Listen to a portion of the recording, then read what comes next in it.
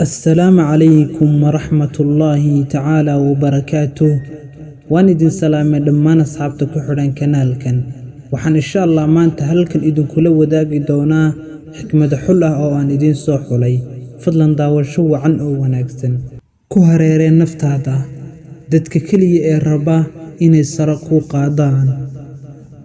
ijeclow marka kaliya aan u qalmo inaad ijeclaatid, waayo waa marka aan rabo inaad ijeclaatid.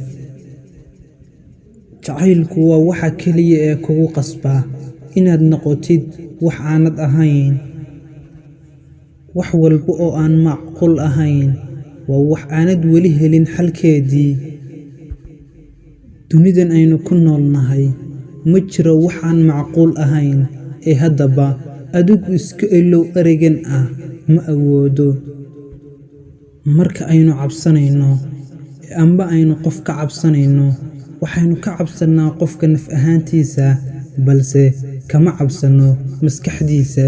dhagayso kahor inta aanad hadlin, ka fikir inta aanad fal celin, hal inta aanad kharash garayn, oo isku day inta aanad joojin. haddii aad isku daydo inaad cid walba raali gelisid, cidna kuma jeclaan doonto, balse haddii aad isku daydid inaad alle raali gelisid, dadka ayaa ku jeclaan doona.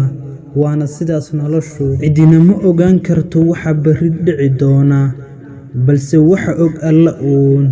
taasina waa waxa la yidhaahdo qadarka, waana inaad ku raali noqotaa. dhibaatooyinka ku haysta cidna ha u sheegin ee adigu la tacaal, waayo dhibaatooyinkaagu waa waxa keliya ee lagugu soo weerari karo ama lagugu wiiqi karo.